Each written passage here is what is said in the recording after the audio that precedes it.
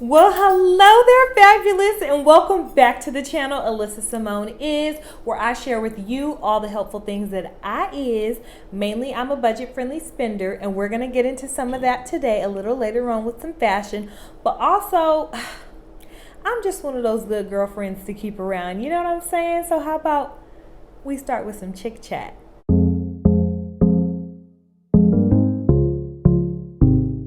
Happy Flashback Friday. Okay, so everything that we're going to talk about today is all about flashing back, but bringing it into the modern, bringing it into today.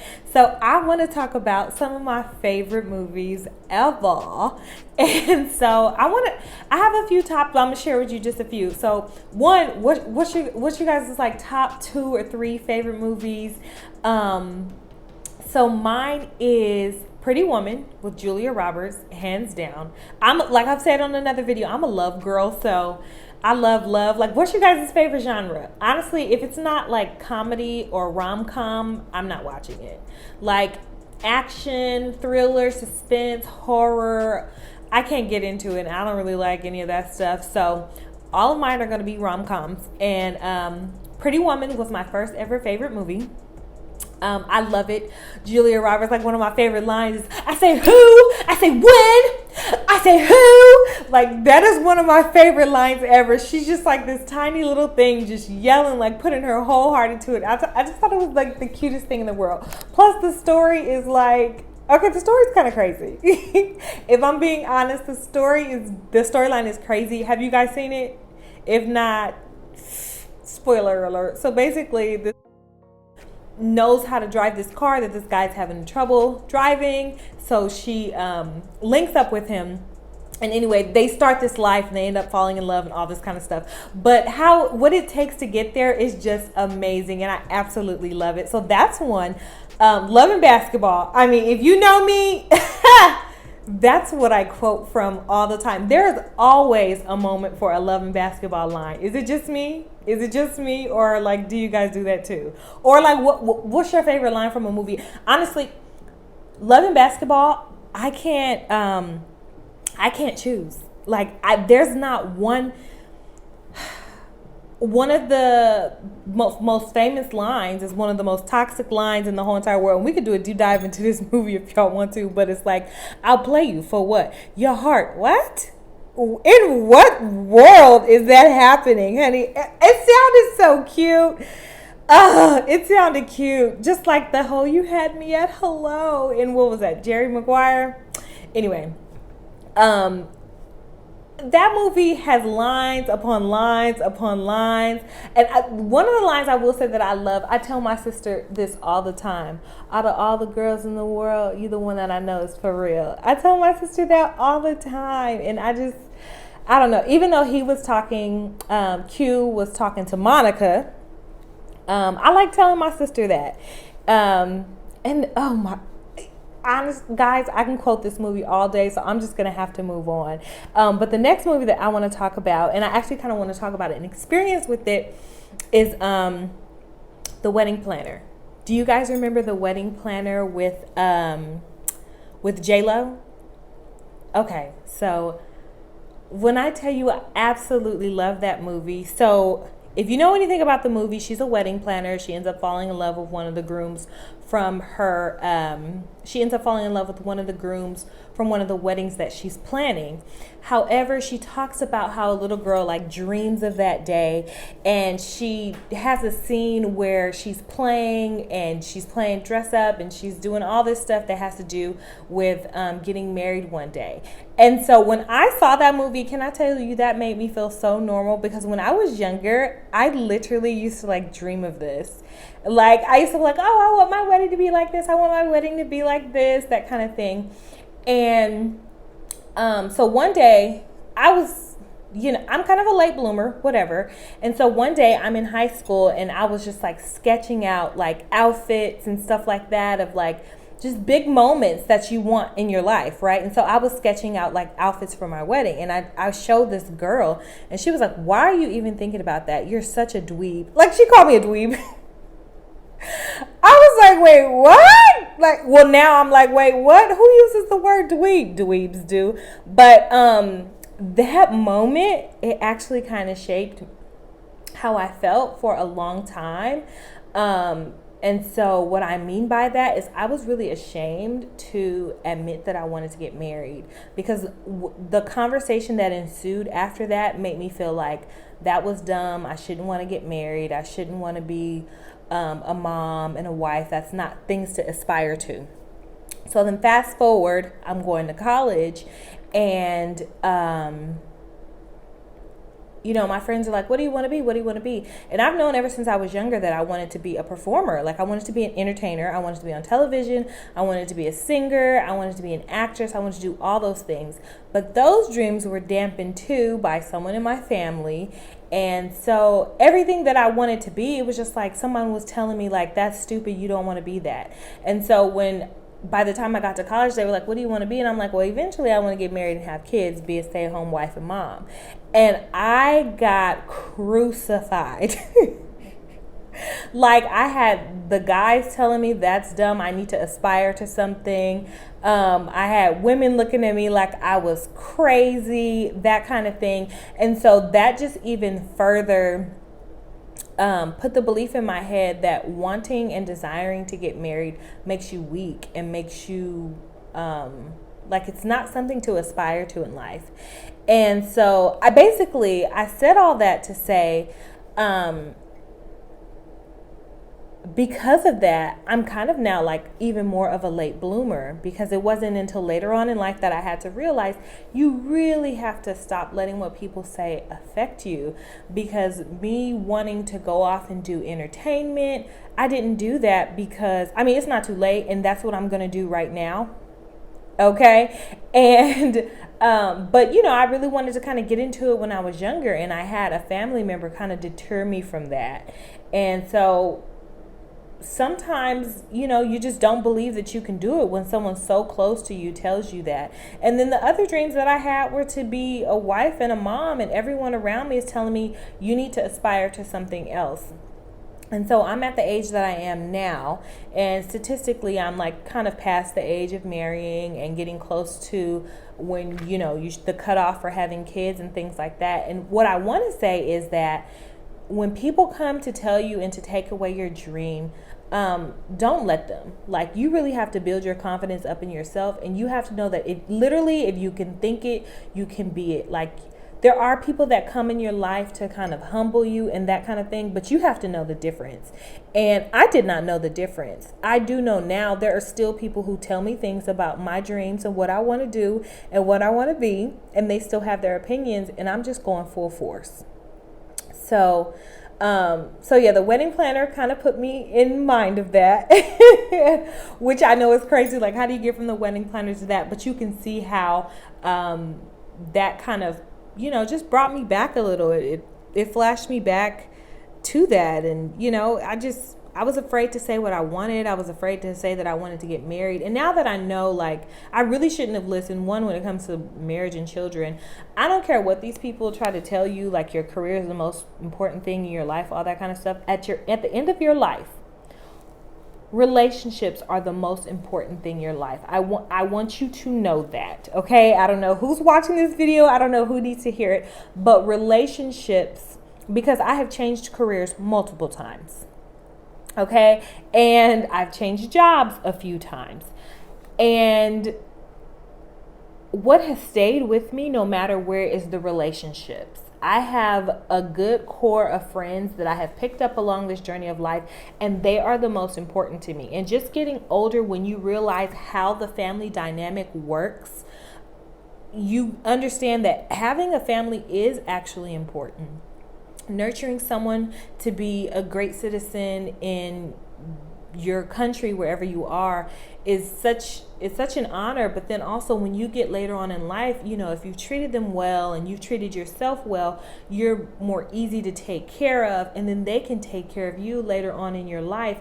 And family kind of really helps the cycle of life go by. And I know people don't think of it like that. They're like, oh, wait to have kids when you get older, and it's like, if you can get it together, you can be the healed person. I'm not saying don't be a healed person, all that kind of stuff. I'm just saying when you do it younger, it's a little better. If I had had my way, I don't have regrets, or maybe I do. I don't know. I just like saying I don't have regrets because that's the thing people say. But I probably would have chosen to get married much younger and had children already. But yeah, don't let people deter you from what you want to do. Anyway, moving right along, I want to talk about Kimberly Elise. Baby got canceled. The internet straight up canceled this woman. Have you guys seen this? I was like, oh my gosh. Okay, so basically, if you do not know, on her social media, well, one, Kimberly Elise is a black actress. She's played in a few things. Set It Off for Color Girls. She played in Tyler Perry's, I believe, Diary of a Mad Black Woman. And Woman Thou Art Loose. So she's played in some very pivotal roles for the black community, especially the black church community. I will say that. And so she's a Christian woman, and she's very strong in her faith, and she posts that on social media. So basically, Roe versus Wade just recently got turned over, and so she's celebrated for that. And the internet literally tried to rip her to shreds. I was like, oh my gosh.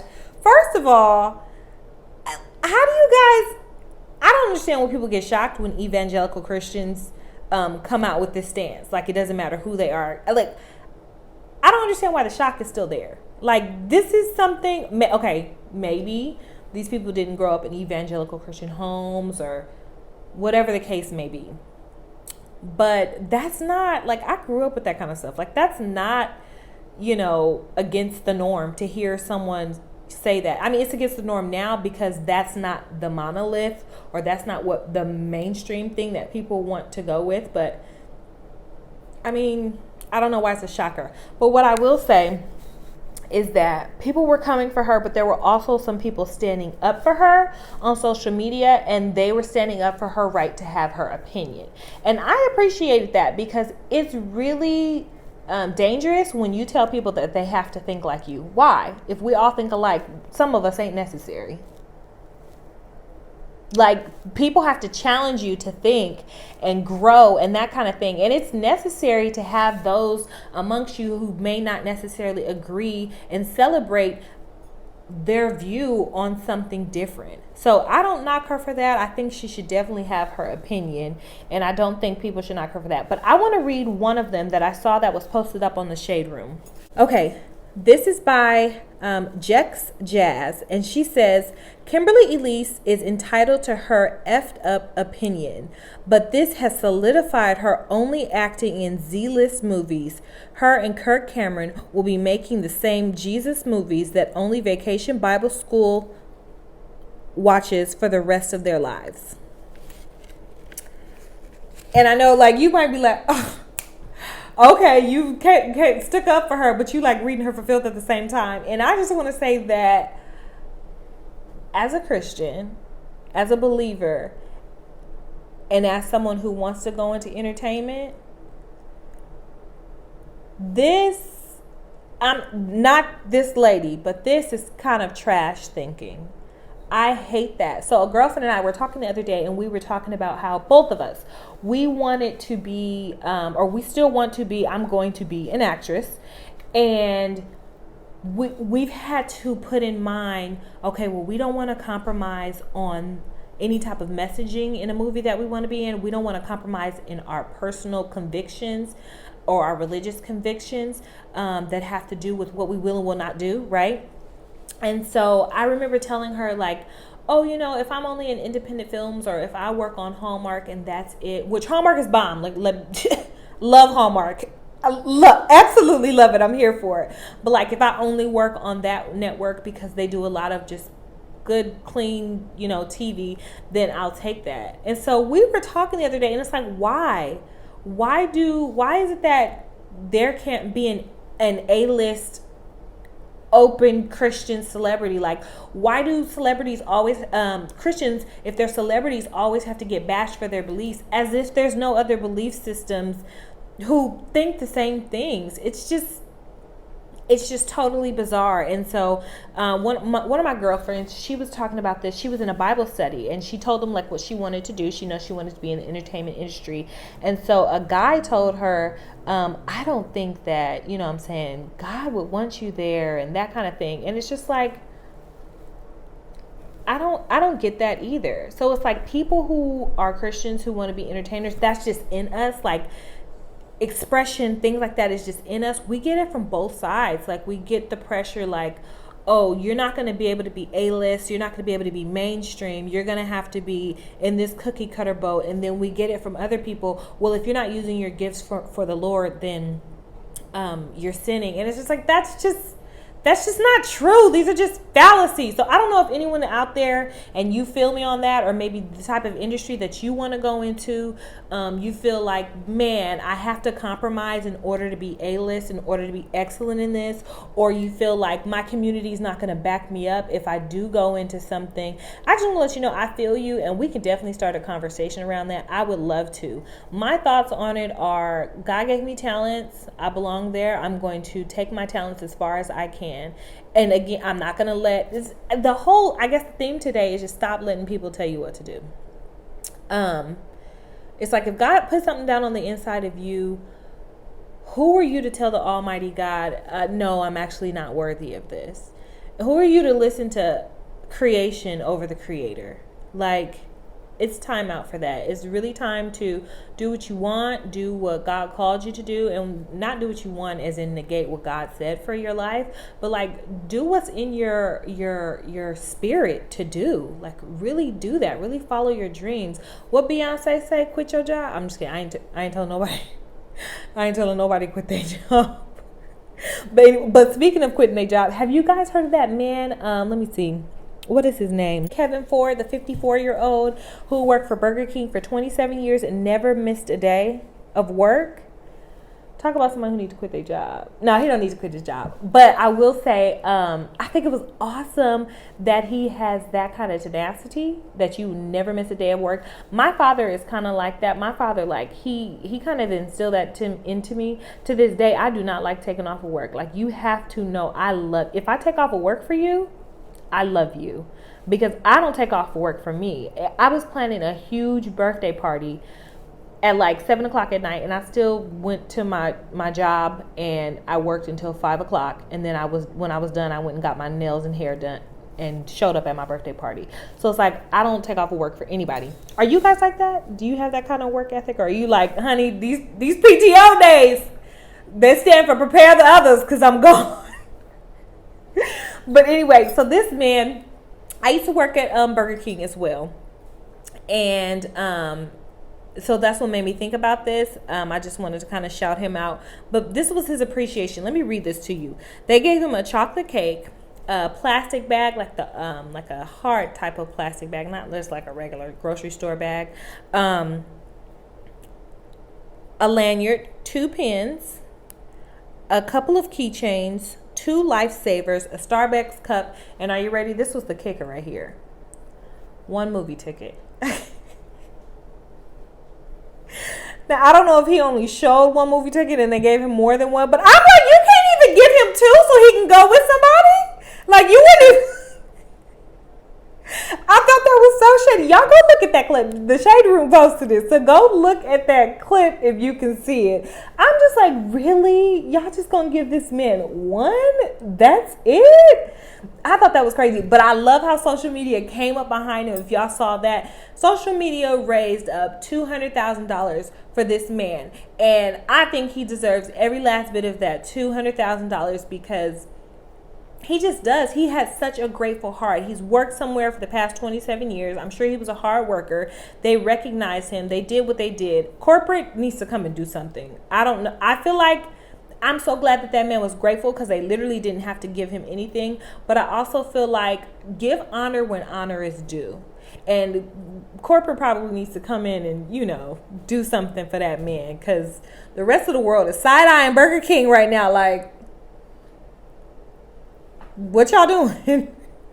Like, but who's working there? Who's volunteering to work there and not get a bag? That's like year 5, maybe 5. That's a 5-year gift. 27 years, never missed a day. Give that man something.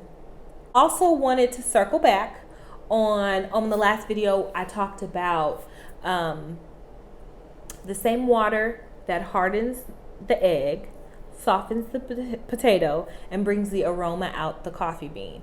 So I don't know if you guys remember that, but if so, which one are you? And I told you I would tell you which one I am. I feel like life brings you to be all three at different moments. Sometimes you do have to have a hardness to you where you don't let things in. And that's what I'm talking about with those people that don't know you and they want to speak into your life. You cannot give people authority to speak into your life, and you have to guard your heart. That's scripture. Guard your heart. And you know, if you have to put up a fence around your heart against nonsense, not against things that you should let in, then do that. But then there's some times where life, the water, requires you to be soft, and you need to be more like a potato. I don't like potatoes, but the analogy is here for it. In those situations, you may need to. And then sometimes life comes and it just needs to bring an aroma out of you, and who you are needs to be infectious and spill out onto other people. And so that's what I try to do with this little chick chat that we have going here. And yeah, so I think it's important to be all three. Maybe it was kind of like a trick question, like which one are you? I think it's at different times it's okay to be all three. Okay, so now for our budget-friendly flashback. I know you guys see these lovely headbands sitting here. So I want to say I probably have like 50 plus headbands. I don't have a problem. You do. Okay, so don't come for me. But anyway, so I just want to flashback. Remember when you were younger and you used to wear the little balls in your hair, and you used to wear like barrettes and things like that? To this day, I am a sucker for hair candy. I have some in right now. You can't, well, I don't know if you can really see it, but I have some hair candy. I love to call it hair candy. One of my favorite accessories that has just been taken and just zhuzhed up is the headband. And so you can also see my little hair candies here. I have some initials, that kind of thing.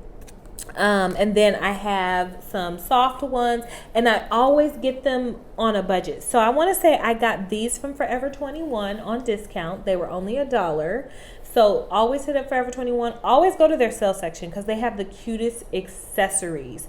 So if you want a quick way to zhuzh up your outfit to make it just pop just a little bit, honestly, headbands can do that, and they don't cost that much. Like, you don't have to like get, you know, a Chanel necklace or whatever. You can have a little money and just pop something really cute. This one I got from Walmart. This one was only, I want to say $2. I got it in the winter time. This one I got from Target. These two I got from Target. Check their clearance because I want to say these were only $7. $7 each. And this one's like a velvet material, and this one's like more like of a satin material. I love headbands. And then this one, I want to say I got from like the beauty supply or something. This one was $1. I can't remember. But I want to show you guys my favorites from my collection. Are you ready for this? Because they're so cute. These are not headbands. These are headbands. And these are gold. What movie is that from? Comment below right now. What movie is that from? I switched the word headband. But anyway, so these are some of my favorite, and I'm going to share with you where I got them and how much they were, so you know that you can go and get some for really inexpensive. So this one, I'll start with this one. I got this one at a beauty supply store. It was only $9, and glitter is my favorite color. Mind your business if you don't think it's a color. Glitter is my favorite color, so this just called out to me. And I got this one on the same day. I ended up getting this one as well. Now I'm going to share with you guys a little something. So this one was originally $19.99. I don't know if you could see the tag in there, because it has more of like stones in it that are in like settings. But I got it for $10 because it's missing some. And so I haven't necessarily worn it out yet. But what I'm going to do is either go to Michael's and get some, or I'm just going to take some from the back that are a shape as the same one in here. And I'm going to put that inside of here. And in the back, you really can't see. So this one's like my all-time favorite one. I just haven't worn it yet. This one right here, I actually just wore to work. This one was handmade. I got this at Burlington. This was only $7.99. Okay. Look at that. I know, I can't even see myself, and I feel like I know I just... Was it a moment? Was it a moment? Okay. This one right here, I wear this one all the time. My mom gave me this one, so that one for me was free 99. This one right here, I got from, I want to say H&M for maybe, no. I got this from Target. This one was $5. And then this one I got from H&M. It was on sale. It was only $5.99. I love this one too. This one is everything. So I just wanted to share with you guys a nice little inexpensive way to zhuzh up any outfit. You can have the most casual outfit on. I promise you, the most boyish outfit on, still look cute, and then juxtapose it with a girly headband, and baby, you are in the game. Okay, you are in the game. Honorable mention, I do want to say another throwback is My Way by Usher is 25 years old this year, and he just had a Tiny Desk concert, which was everything, so go watch it. And other than that, I just want to say thank you so much for coming to Chick Chat, where we had a little fashion moment Friday. Remember to like, comment, subscribe, share. What are your favorite accessories? Let me know that kind of thing down below. And then also, is there something that you want to say that you want me to circle back on in a future episode so we can continue the conversation? All right, remember these accessories look very great, but your outfit ain't complete if your smile ain't on fleek.